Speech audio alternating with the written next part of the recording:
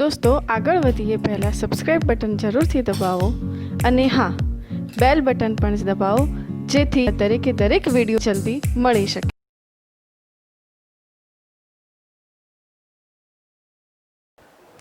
નમસ્કાર વિદ્યાર્થી મિત્રો, આપણે સેકન્ડ ચેપ્ટર જેઈઈ નીટનું પ્રકરણ 2 જેમાં જેને આપણે કાઇનેમેટિક્સ કહીશું. જેઈઈ નીટમાં એનું નામ શું છે? કાઇનેમેટિક્સ.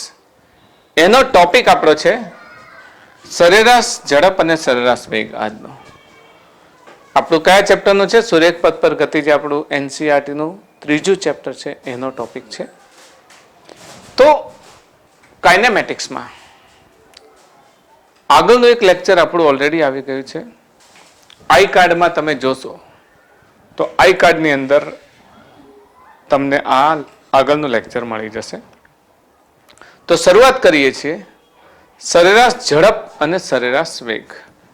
આપણે કાઇનેમેટિક્સમાં શરૂઆત કરવાની છે સરેરાશ ઝડપ અને સરેરાશ વેગ.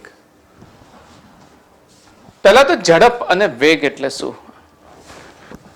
આપણે એનસીઈઆરટીના લેક્ચરમાં ચર્ચા કરી ચૂક્યા છીએ ઝડપ અને વેગ.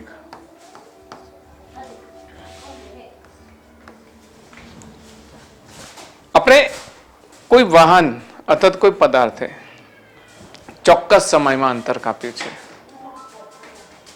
તો અંતર અથવા તો પથ લંબાઈ ભાગ્યા સમય લઈએ તો એને આપણે કહીશું સરેરાશ ઝડપ. ઝડપમાં વેગની દિશાની જરૂર નથી, પણ જો ઝડપની અંદર દિશા એડ કરી દેવામાં આવે તો શું થઈ જશે? સરેરાશ વેગ થઈ જશે. તો ઝડપ માટે જો સૂત્ર લઈએ તો સૂત્ર શું થશે? અંતર ભાગ્યા સમય. ઓકે. અને વેગ માટે પણ જો સૂત્ર લઈએ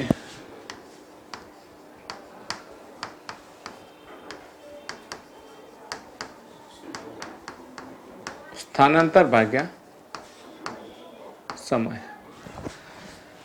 ઝડપ અને વેગ અંગે સંપૂર્ણ માહિતી એનસીઈઆરટીના લેક્ચરમાં આપેલી છે, જેને પણ હું આઈ કાર્ડની અંદર મૂકું છું અહીંયા આગળ, તો તમે એ પણ જોઈ લેજો. મતલબ આજના લેક્ચરમાં 2 લેક્ચર છે આઈ કાર્ડમાં.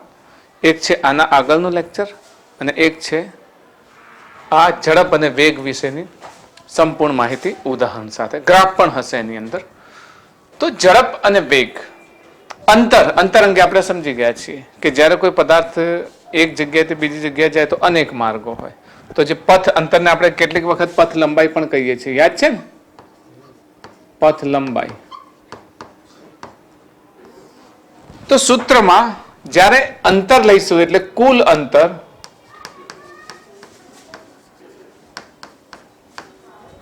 ભાગ્યા કુલ સમય. અહીંયા યાદ રાખશો કે આપણે માત્ર ઝડપની વાત કરતા હોઈએ તો ઝડપ એ કઈ રાશિ છે? અદિશ રાશિ. કઈ રાશિ છે? અદિશ રાશિ. અને વેગની વાત કરીએ તો વેગ કેવી છે? સદિશ રાશિ. આની ઘણી બધી માહિતી છે જ એનસીઈઆરટીના લેક્ચરમાં. પણ એક ખાસ આની અંદર સમજવાનું છે કે અંતર જો A થી B સુધી જઈએ તો ગમે તે અંતરે જઈએ એનો જે પથ લંબાઈ હોય ને, ગમે તે અહીંયાથી અહીંયા જઈશું તો આ અંતર લેવામાં આવશે.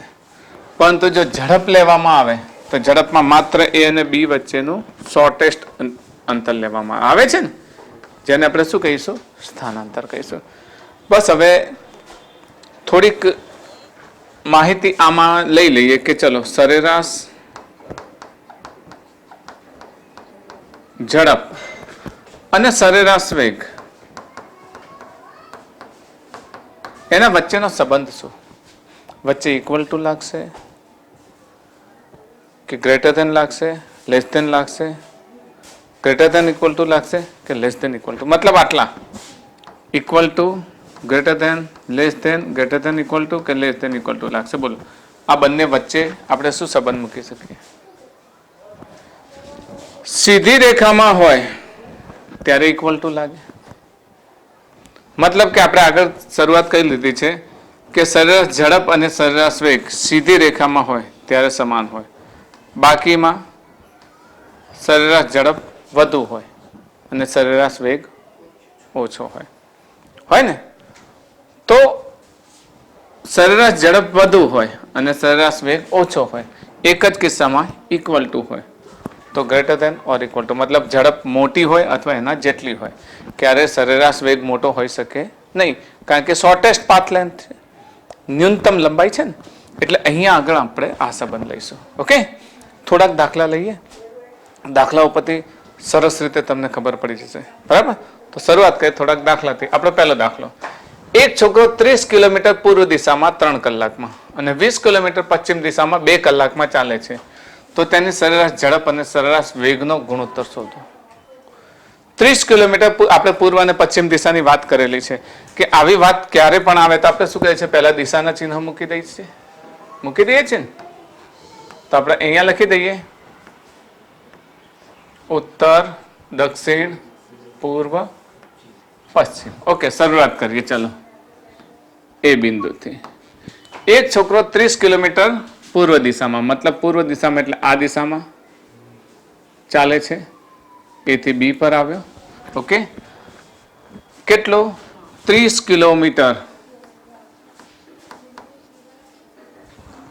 અને 20 કિલોમીટર પશ્ચિમ દિશામાં 2 કલાકમાં ચાલે છે, એટલે ફરી પાછો આ 20 કિલોમીટર આવે છે. ધારો કે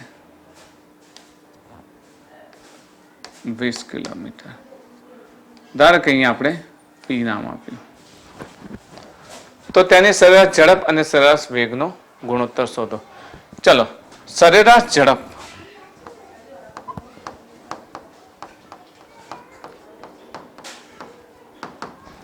તો કુલ અંતર ભાગ્યા કુલ સમય.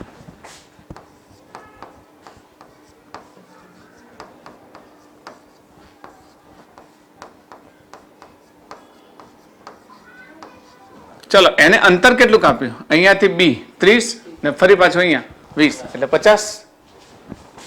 તો 50, અથવા આપણે એમ કરીએ, અંતરને આપણે 2 ભાગમાં લઈએ, 30 વત્તા 20. અને સમય પહેલા 3 કલાકમાં આમ આવ્યો, પછી 2 કલાકમાં આમ આવ્યો, તો 2 વત્તા 5. 30 ને 20 50 ભાગ્યા ના 3 ને, હા 3 વત્તા 2,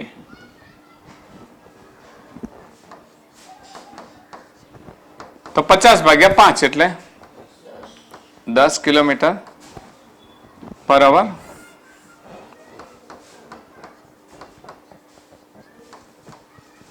ઓકે, તો સરેરાશ ઝડપ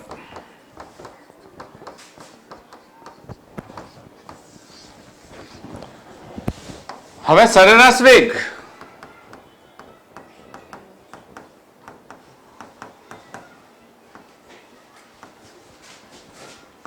સરેરાશ વેગ એટલે એને અંતર કેટલું કાપ્યું? આ 30 માંથી 20 જાય તો કેટલું થયું? 10. સમય કેટલો લીધો? 3 ને 2 5 કલાક લીધો ને.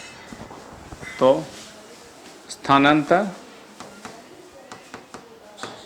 ભાગ્યા સમય. સ્થાનાંતર થશે 10, સમય થશે 5, 5 દુ 10, 2 કિલોમીટર પર અવર થશે ને. તો આપણે ગુણોત્તર શોધવાનું છે સરેરાશ ઝડપ અને સરેરાશ વેગનો. સરેરાશ ઝડપ ભાગ્યા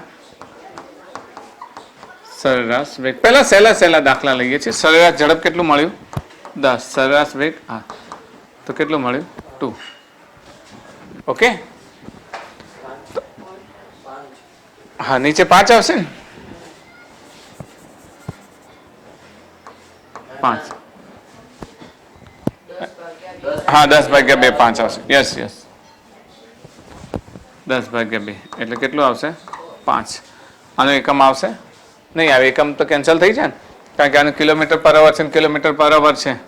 આનો કિલોમીટર પર અવર ને નીચે પણ કિલોમીટર પર અવર, એટલે ગુણોત્તર તો કેન્સલ થઈ જાય. ઓકે, એકમ રહિત રહેશે. તો આ તો પહેલો તો સહેલો દાખલો છે, તમને આવડી જાય.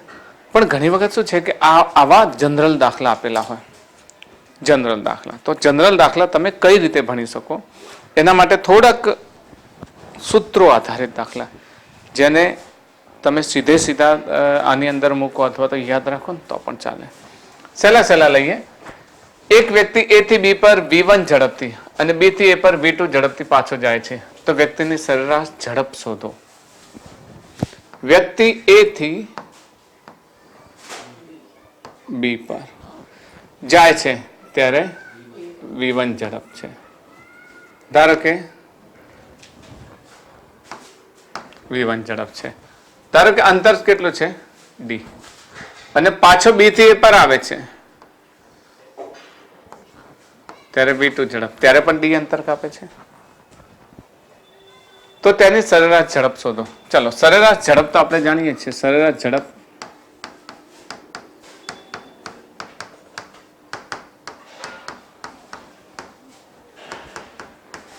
કુલ અંતર ભાગ્યા કુલ સમય. ધારો કે A થી B પર જતા એને સમય કેટલો લાગે છે T1, ને B થી A પર આવતા એને સમય કેટલો લાગે છે T2. તો આપણે જાણીએ છીએ કે ઝડપ બરાબર અંતર ભાગ્યા સમય. ઝડપને આપણે શું લખીશું? Speed is equals to distance upon time. તો આપણે ટાઈમ જોઈએ છે, અથવા V is equals to D upon T. Okay, તો અહીંયા T લેવો છે. V1 is equals to D upon T1. D upon T1 થશે ને? V1 is equals to D upon T1, અને આના માટે V2 is equal two D upon T2. આપણે જવાબ V1 V2 માં લાવો છે તો સમય લઈશું, સમયને કરતા બનાવો. T1 ઇઝ ઇક્વલ ટુ શું થશે? D upon V1. અહીંયા T2 ઇઝ ઇક્વલ ટુ શું થશે? D upon V2. કુલ અંતર ભાગે કુલ સમય. જાય છે ત્યારે કેટલો ડિસ્ટન્સ કવર કર્યું? D. પાછો આવે છે ત્યારે કેટલું કવર કર્યું? D. તો કેટલી? 2D કર્યું ને? તો કુલ અંતર કેટલું થશે? 2D. સમય, જતા સમય T1, આવતા સમય T2. તો T1 પ્લસ T2, 2D એમના એમ. T1 બરાબર D અપોન V1, T2 બરાબર D upon V2. D upon V1 plus D upon V2. DD cancel થઈ જાય, મતલબ DD ઉપરથી સામાન્ય નીકળીને કેન્સલ થઈ જશે. તો શું થશે? સરેરાશ ઝડપ બરાબર 2 અપોન નીચે 1 upon V1 plus 1 upon V2. 2 એમના એમ. નીચે V1 V2, ઉપર V2 પ્લસ V1, એટલે V1 પ્લસ V2 લખી શકાય. આ V1 V2 છેદનો છેદ ક્યાં જશે? ઉપર. એટલે 2 V1 V2 upon V1 plus V2. આ સરેરાશ ઝડપ. બોલો કયો આન્સર સાચો? 2 V1 V2 upon V1 plus V2. This is our right answer. હવે તમને એવો દાખલો આપે કે કોઈ એક વાહન આટલી ઝડપથી A થી B પર ગયો અને એટલી બીજી ઝડપથી B થી A પર આવ્યું, તો સરેરાશ ઝડપ શોધો. તો તમે સીધું 2 V1 V2 upon V1 plus V2 મૂકીને તમે જવાબ લાવી શકો. એવો એક દાખલો લઈએ. અહીંયા એક કાર A સ્ટેશનથી B સ્ટેશન સુધી 30 કિલોમીટર પર અવરની ઝડપે જાય છે, ફરી B સ્ટેશનથી A સ્ટેશન સુધી 40 કિલોમીટરની ઝડપે જાય છે. યાદ આવ્યું? હમણાં આપણે સૂત્ર મેળવ્યું ના આવ્યું? જો શોર્ટ ટ્રીક આવડતી હોય તો આટલો બધો સમય બગાડવાનો કોઈ જરૂર નહીં. સીધું ખબર છે 2 V1 V2 upon V1 plus V2. સમજ પડે છે ને? A થી B પર જાય, B થી A પર આવે. આપણે યાદ રાખશો ક્યારે JEE નીટના દાખલા ગણવામાં આવે અથવા એક્ઝામમાં જ્યારે તમે બેસો ને ત્યારે તમારે સમય અગત્યનો છે, અને એ સમયને તમારે શું કરવો પડે? શોર્ટ કરવો પડે. જો આ શોર્ટ ટ્રીક તમે જાણી ગયા છો, A થી B પર જતા અને B થી A પર આવીએ ત્યારે 2 V1 V2 upon V1 plus V2, તો સીધી વાત છે કે આ A સ્ટેશન, સીધો દાખલો B સ્ટેશન. જતી વખતનો સમય, જતી વખતની ઝડપ V1 બરાબર 30 કિલોમીટર પર અવર. આવું કરવાની જરૂર નથી, આ તો સમજાવું છું. આવતી વખતનો V2 બરાબર 40 કિલોમીટર પર અવર. તો સરેરાશ વેગ V બરાબર યાદ છે ને 2v1 v2 upon v1 plus v2. 2 v1 30 v2 40 નીચે 30 વત્તા 40 તો 2 તરી 6 ચોક 24 240 2400 અને નીચે 70 0 0 240 ભાગ્યા 70 કરો.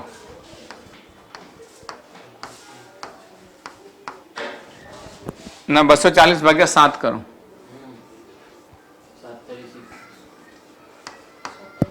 7 તરી 21 3 0 7 ચોક 28 2 પોઈન્ટ હવે 5 કરો 7 2 આઈ થિંક 34 પોઈન્ટ સમથિંગ થાય 34 પોઈન્ટ સમથિંગ થાય ને તો તમે જવાબ લખી દેશો. લખી શકો ને 34 પોઈન્ટ સમથિંગ થાય એટલે 34.3 પણ છે ને. હા તો આપણે ડાયરેક્ટ ના લખી શકીએ. ઓકે 7 2 14 અને 6 0 7 8 56 જેને એપ્રોક્સિમેટ 34.3 લખી શકાય. લખી શકાય તો એ ઇઝ અવર રાઈટ આન્સર 34.3. પણ ક્યારે જ્યારે જાણતા હોય ત્યારે V2 V1 A થી B અને B થી A પર જાય ત્યારે V1 અને V2 ઝડપ હોય ત્યારે 2v1 v2 upon v1 plus v2 સૂત્ર યાદ હોય એટલે તમે આરામથી. આવા ઘણા બધા સૂત્રો છે જે એના આધારિત છે ને એ બધા સૂત્રો તમે લખી શકો. દાખલા તરીકે એક કાર સુરેખ માર્ગ પર v1 જેટલી ઝડપથી x જેટલું અંતર કાપે છે, ત્યારબાદ તેટલું જ અંતર v2 જેટલી ઝડપથી કાપે છે, તો કારનો સરેરાશ વેગ શોધો. આ બહુ સરસ દાખલો છે. એક કાર v1 જેટલી ઝડપથી x જેટલું અંતર, જો સમજો અહીંયા કાર આપી દીધી છે આ A થી, ધારો કે v1 જેટલી ઝડપથી x જેટલું અંતર કાપે છે, તો આ x જેટલું અંતર છે એ વખતે એનો v1 જેટલું છે. ત્યારબાદ તેટલું જ અંતર v2 જેટલી ઝડપથી કાપે છે, એટલે અંતર તો એટલું જ છે પણ વેગ બદલાઈ ગયો. તો તેનો સરેરાશ વેગ, જો અંતર આપી દીધું છે તો અહીંયાના સમયને આપણે શું લઈશું t1, અહીંયાના સમયને આપણે શું લઈશું t2. તો t1 બરાબર અંતર ભાગ્યા વેગ, t2 બરાબર અંતર ભાગ્યા વેગ. લખી શકાય કે ના લખી શકાય? આપણે આગળ લીધો તો યાદ છે ને, અંતર ભાગ્યા વેગ, અંતર ભાગ્યા વેગ લખી શકીએ આપણે. અહીંયા આપણે લીધેલું હતું ને t1 બરાબર અંતર ભાગ્યા વેગ, અંતર ભાગ્યા વેગ, તો એ તો આપણે જાણીએ જ છીએ. ઓકે, તો સરેરાશ વેગ હવે તરત જ લઈ લે. ચલો, સરેરાશ વેગ બરાબર કુલ અંતર ભાગ્યા, જો અહીંયા મૂલ્યની જ ચર્ચા કરીએ છીએ એટલે અહીંયા આપણે દિશાનો કોઈ ઉલ્લેખ કરતા નથી, ફક્ત મૂલ્યોની વાત કરીએ છીએ. કુલ અંતર કેટલું છે? x વત્તા x. સમય x upon v1 plus x upon v2. ગણતરી કરી જુઓ શું આવે છે, એ જ આપણો જવાબ આવશે. જો આપણો વિકલ્પ જે આપેલો છે ને એ પ્રમાણે યાદ રાખશો. તો સરેરાશ વેગ, વેગને આપણે શું લખીએ? v લખીએ, v લખીએ. તો v બરાબર, જો ઉપર 2x નીચે x કોમન કાઢો, 1 upon v1 plus 1 upon v2. x cancel, આ અહીંયા આવશે ને અહીંયા આવશે, તો 1 upon v1 plus 1 upon v2 is equal to 2 upon v. કોઈ જવાબ દેખાય છે આમાં? સરેરાશ વેગને આપણે શું લખીશું? અહીંયા જે v બાર લખ્યો છે ને, હે તો v બાર લખીએ. ચલો ને, v બાર તો 2 upon v bar is equal to 1 upon v1 plus 1 upon v2. કયો આન્સર આવે છે? Yes, C is our right answer, correct answer. તો તમે આરામથી દાખલાઓને સમજી શકો અને છે એનો જ દાખલો જે આપણે પહેલો હતો ને V1 V2, આને તમે સાદું રૂપ આપો તો એ જ છે V = 2V1 V2 upon V1 plus V2, પણ અલગ રીતે તમને જવાબ પૂછ્યો છે તો એ રીતે આપણે જવાબ લખીએ. એના પછીનો દાખલો, એક પદાર્થે શરૂઆતનું ત્રીજા ભાગનું અંતર. જો અહીંયા હવે 3 ભાગ કરી દીધા છે અંતરના. એક પદાર્થે શરૂઆતનું ત્રીજા ભાગનું અંતર V1 વ્યક્તિ, બીજું ત્રીજા ભાગનું અંતર V2 વ્યક્તિ અને બાકીનું ત્રીજા ભાગનું અંતર V3 વ્યક્તિ. તો અહીંયા A અને B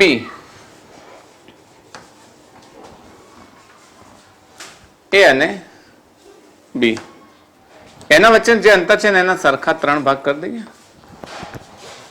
દરેકને D D D કરી દઈએ. D D D. ઓકે. પહેલા વખતે જે ત્રીજા ભાગનું અંતર કાપે છે ત્યારે વેગ કેટલો હતો? V1. સમયને કેટલો લઈ લે? T1. એ જ આપણા નિયમ પ્રમાણે. અહીંયા V2 સમય T2, અહીંયા V3 સમય T3. ઓકે. તો સરેરાશ વેગ શોધો. સીધી વાત છે. T1 = શું થશે? D upon V1. T2 = D upon V2 ને T3 = D upon V3. એ જ રીત સૂત્ર છે આપણું, સરેરાશ વેગ બરાબર કુલ અંતર ભાગ્યા કુલ સમય. સુરેખ છે એટલે અંતર અને સ્થાનાંતર સરખું જ થયું ને. સરેરાશ વેગ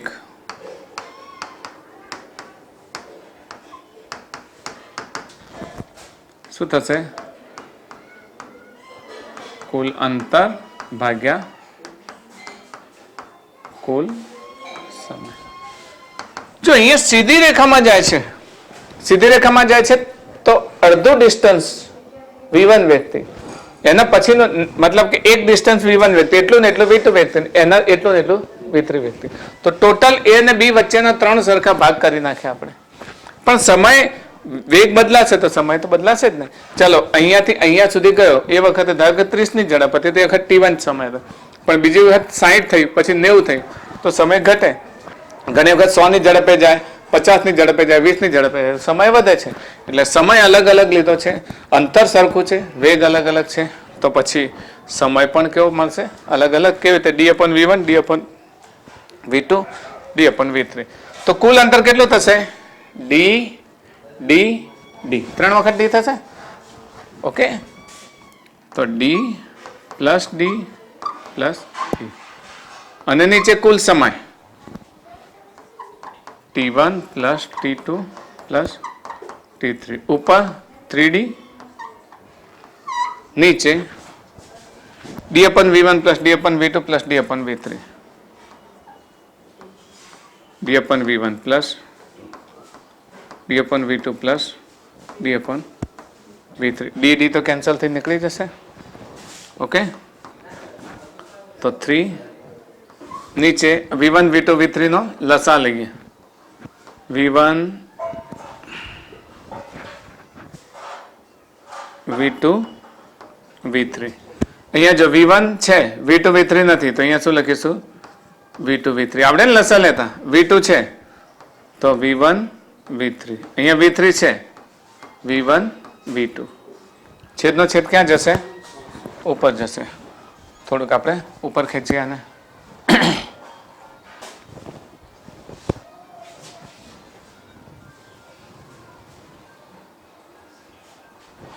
છેદનો છેદ ક્યાં જશે? ઉપર જશે. તો થશે 3V1 V2 V3 divided by V1 V2 plus V2 V3 plus V1 V3. Okay. તો આપણને આન્સર કયો મળે છે જુઓ.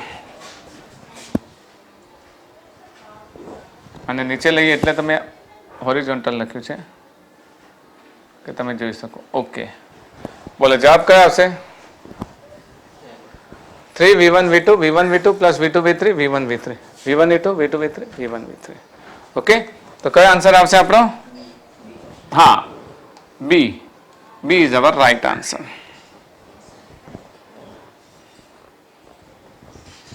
બી આપણો સાચો જવાબ છે. ઓકે, તો આ રીતે તમે 3 અંતર આપેલા હોય તો એ લઈ શકો. અંતર કુલ સ્થાનાંતર ભાગ્યા કુલ સમય, અથવા કુલ અંતર ભાગ્યા કુલ સમય. સીધી રેખામાં હોય તો ઝડપ અને વેગ સુરેખ ગતિ છે ને, એટલે ઝડપ અને સ્થાનાંતર એક, પણ જૈન પાછો આવે ને ત્યારે ઝડપ અલગ હોય અને સ્થાનાંતર અલગ હોય. ઓકે, જો અહીંયા એક વ્યક્તિ કુલ અંતરમાંથી અડધું અંતર v1 વેગથી કાપે છે, જરા આને ક્લીન કરીએ, v વેગથી કાપે છે, ને બાકીનું અડધું અંતર v1 અને v2 વેગથી કાપે છે. આપણું એ જ છે કે જો સરેરાશ ઝડપ શોધવી છે તો કુલ અંતર ભાગ્યા કુલ સમય, પણ અંતર બંનેનું લેવું પડે. તો આખા કિસ્સાને યાદ કરો. ચલો, એ છે, ઓકે, એ થી ક્યાં પહોંચી ગયા આપણે? બી પર. કુલ અંતરમાંથી અડધું અંતર v વેગથી કાપે છે, તો આ જે a થી b છે એના 2 ભાગ કરી દઈએ, બંનેને d d કરી દઈએ. આમ તો જો ટોટલ d લઈને d/2 કર્યું તો થોડી કેલ્ક્યુલેશનમાં મિસ્ટેક, આપણે ટોટલ 2d લઈ લીધું, એનો અડધો d થઈ જશે. તો અડધું અંતર v વેગથી કાપે છે તો આ v વેગ, બાકીનું અડધું અંતર v1 અને v2 વેગથી સરખા સમયમાં કાપે છે. તો v1 અને v2 વેગથી અંતર કાપવું તો વેગ તો બદલાઈ ગયો, સમય સરખો હોય પણ વેગ બદલાઈ ગયો હોય, તો એનો અર્થ શું થયો કે અંતર સરખું નહીં મળે. ચલો, આટલું અંતર v1 અને v2 વેગથી કાપે છે એવું માની લઈએ.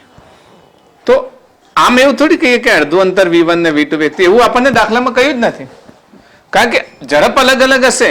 ધારો કે 100 મીટરનું અંતર છે, 100 કિલોમીટરનું અંતર છે, તો 1 કલાકમાં 80 ની ઝડપે જાય છે, બીજી કલાકમાં 20 ની ઝડપે, તો 80-20 થશે ને, આવું થાય.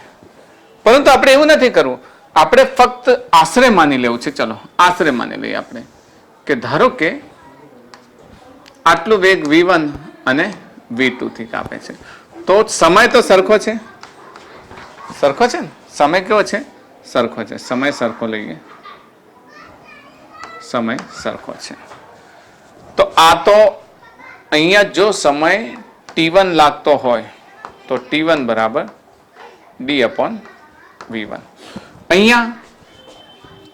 અહીંયાનું અંતર કેટલું થાય? અંતર બરાબર વેગ ગુણ્યા સમય થાય. અંતર બરાબર શું થાય? હા, વેગ ગુણ્યા સમય. યાદ છે ને? વેગ બરાબર અંતર ભાગ્યા સમય. મતલબ velocity is equal to distance upon time. તો distance is equal to velocity into time. તો આટલું અંતર,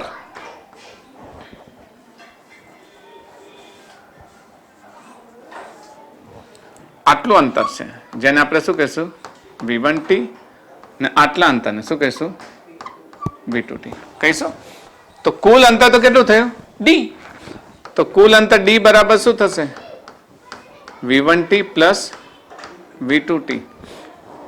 t કોમન કાઢો તો શું થશે? v1 plus v2. આપણે તો t જોઈએ છે ને અહીંયા જેમ, t બરાબર d/v1 પ્લસ v2 થઈ ગયું. તો હવે સરેરાશ ઝડપ લેવી છે આપણે. ચલો, સરેરાશ ઝડપ બરાબર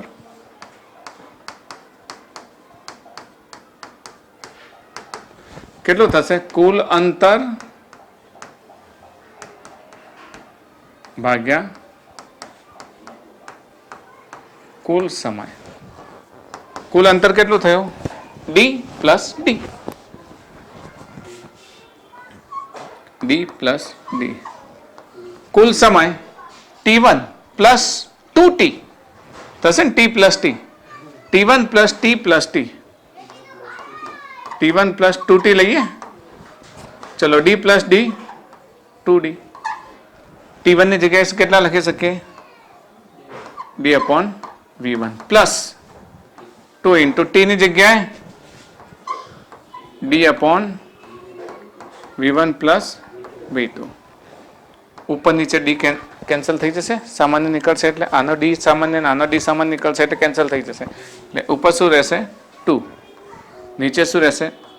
1/v1 પ્લસ 2 અહીંયા જશે, 2/v1 પ્લસ v2. ઓકે, અને થોડું ઉપર લઈ જાઉં.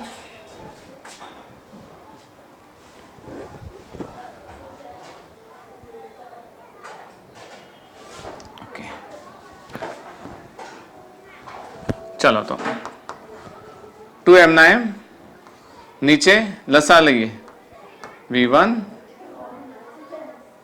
પહેલી ઝડપ v હતી ને આપણી જરાક લખાણમાં હા અહીંયા v આવશે પહેલી ઝડપ આપણે કેટલી આવશે v આવશે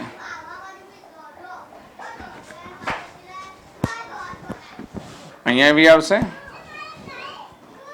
અને અહીંયા પણ v આવશે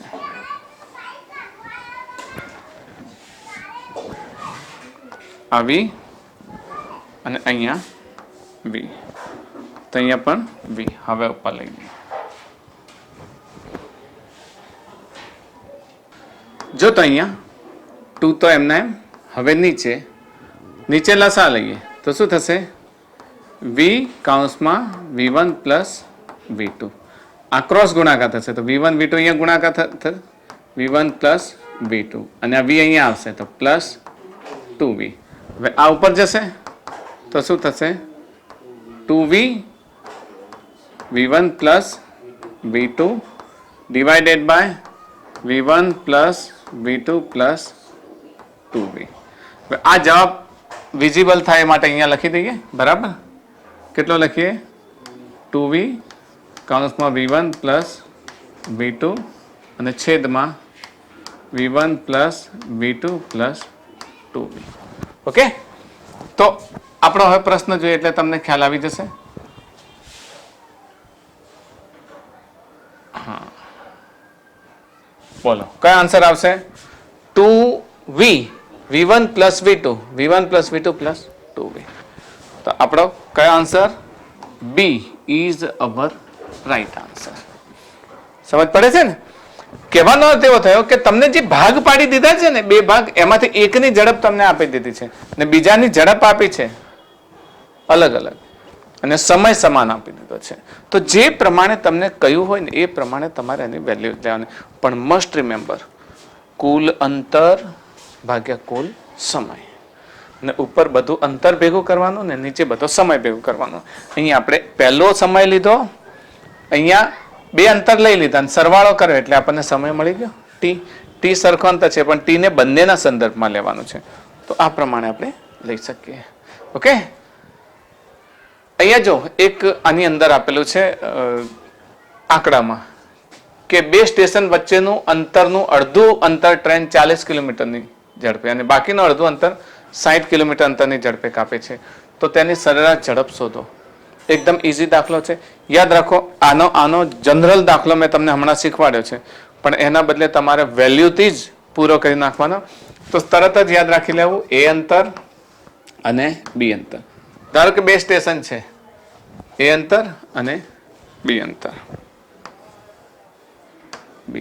એ અને બી અંતર તો અંતરનું અડધું અંતર 40 કિલોમીટર પર અવર કેટલા કિલોમીટર 40 કિલોમીટર અને બીજું 60 કિલોમીટર પર અવર આ એકમ કેટલો છે કિલોમીટર પર અવર તો તેની સરેરાશ ઝડપ શોધો એ જ આપણું સૂત્ર યાદ છે ને તમને સૂત્ર ધારો કે આટલું અંતર કાપતા લાગતો સમય t1 અને આટલું અંતર કાપતા લાગતો સમય t2 છે તો ટોટલ અંતર આપી દીધું છે તો આ અંતર જો x1 હોય તો t1 બરાબર શું થશે x1 upon 40 t2 is equals to x2 upon 40 चलो कुल अंतर भाग्या कुल समय आम तो x1 અને x2 અડધું અંતર છે ને તો x1 બરાબર x2 જ છે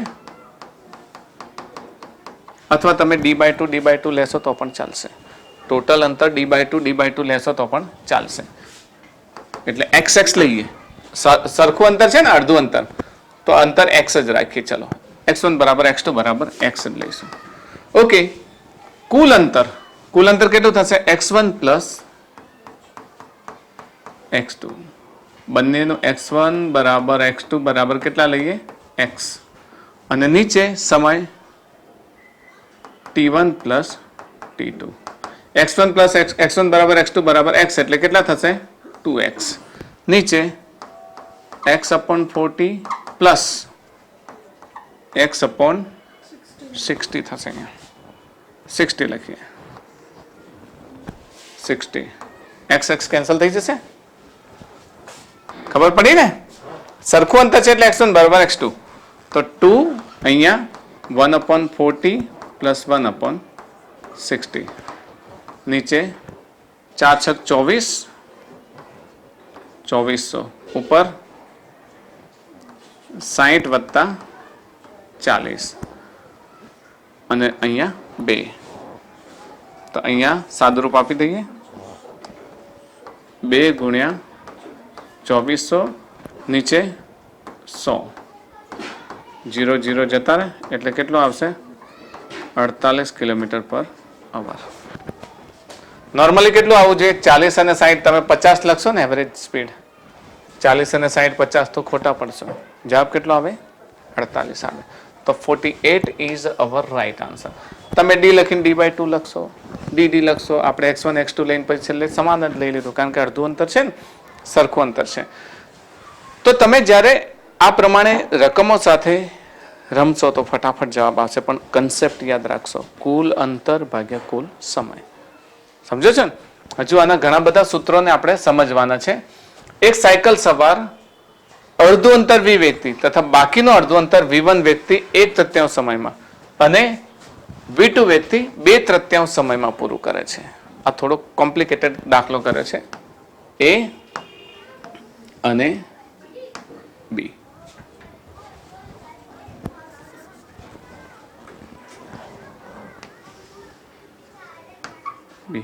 એક સાયકલ સવાર અડધું અંતર v વ્યક્તિ ધીસ ઇઝ v ઓકે ને બાકીનું અડધું અંતર v1 વ્યક્તિ 1/3 સમયમાં અને v2 વ્યક્તિ 2/3 સમયમાં પૂરું કરે છે સમજો કે જ્યારે એક અંતર v વ્યક્તિ પૂરું કરે છે બીજા અંતર માટે જે સમય લાગે છે એ સમયનો 1/3 અને 2/3 સમય લે છે તો આને આપણે સમજી લઈએ ચલો પહેલાનો t1 સમય લાગે છે બીજામાં t સમય લાગે t સમય તો t1 ના કેટલા 1/3 સમય આટલું એ વખતે વેગ કેટલો v1 અને ફરી t ના કેટલા 2/3 સમય અને વેગ v2 ઓકે v1 અને v2 ખ્યાલ આવ્યો દાખલો કે છે અડધું અંતર v વ્યક્તિ તો અડધું અંતર v વ્યક્તિ ધારો કે આ d છે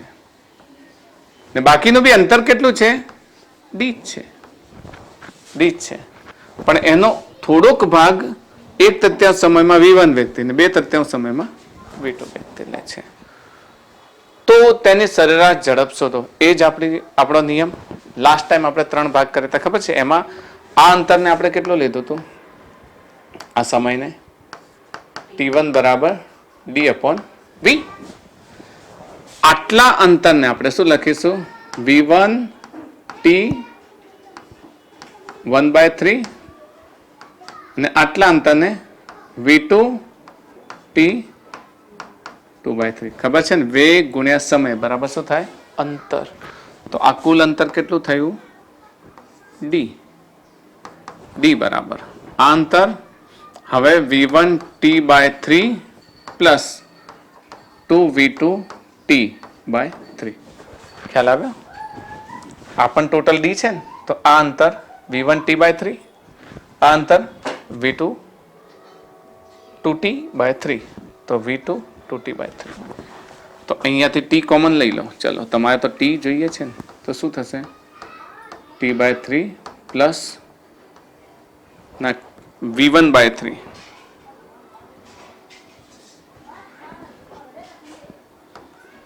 v1/3 પ્લસ 2v2/3 ને અહીંયા શું થશે d તો t ને કરતા બનાવો તો શું થશે d છેદમાં આ તો લસા લઈ શકાય ને આનો લસા લઈ શકાય તો પછી લસા લઈએ. ચલો, v1/3 પ્લસ 2v2/3. આ શું કર્યું ખ્યાલ આવ્યો? જેમ અહીંયા સમય છે એમ અહીંયા પણ સમય જોઈએ છે. તો યાદ છે ને, વેગ ગુણ્યા સમય બરાબર આટલું અંતર થયું, ને વેગ ગુણ્યા સમય બરાબર આટલું અંતર થયું. તો કુલ અંતર કેટલું થયું? ડી. ડી તો આ અંતર વત્તા આ અંતર. એમાં આપણે જોઈએ છે ટી કોમન લીધો તો v1/3 v2/t ને કરતા બંધ, આખો પદ ક્યાં જતો રહેશે? બસ આપણું સૂત્ર યાદ છે. શું છે? સરેરાશ ઝડપ.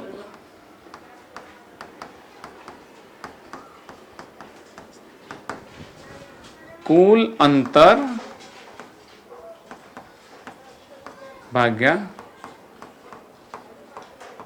કુલ સમય. ચલો, કુલ અંતર અહીં આ સાઈડમાં લખવું એટલે વધે તો આ તરફ લેવા થાય. કુલ અંતર ડી વત્તા ડી થશે ને. કુલ અંતર ટોટલ અંતર કેટલું? એ થી બી સુધી જવા માટે અંતર કેટલું કાપે છે? ડી વત્તા ડી. ડી વત્તા ડી. સમય કેટલો? t1 plus T. ટોટલ અંતર ટી થાય છે. t1 plus T. તો ડી પ્લસ ડી 2d. અહીંયા આગળ ટી કેટલું છે? t1 પહેલા કેટલો છે? d/v. d/v પ્લસ ટી કેટલા છે? d/v1/3 plus 2v2/3. હવે આપણે જવાબ તરફ જઈએ. તો આને લસા કેટલો થાય? 3 થાય. એ 3 ક્યાં આવશે? ઉપર. પહેલા ડી ડી શું થશે? નીકળી જશે. તો આના ડી ને નિકાલ દે. હવે જોજો તમે, 2 એમના એમ રહેશે. અહીંયા શું થશે? 1/v પ્લસ 3 લસા રહે તો એ 3 ઉપર આવશે. તો 3/v1 plus 2v2. Is that clear? ખ્યાલ આવે ને? આ ડી નીકળી ગયો, આ ડી પણ નીકળી ગયો. હવે 1/v1 અને આ 3 ઉપર જતો રહેશે આના, કારણ કે આ છેદના છેદમાં છે એટલે આ 3 ક્યાં આવશે? અહીંયા આવશે. આ ડી તો નીકળી ગયો એટલે અહીંયા 1 હતો. 3 × 3. હવે નીચે લસા લો તો શું થશે? સાદું રૂપ આપીએ. નીચે લસા લો તો v × v1 પ્લસ 2v2 અને આ અહીંયા જશે તો શું થશે? v1 પ્લસ 2v2 પ્લસ આ અહીંયા જશે 3v. હવે આ ઉપર જશે એટલે આપણો જવાબ આવશે. આમાં વિકલ્પો ટાઈપ નથી કર્યા તો 2v v1 plus 2v2 menu આવી જાય છે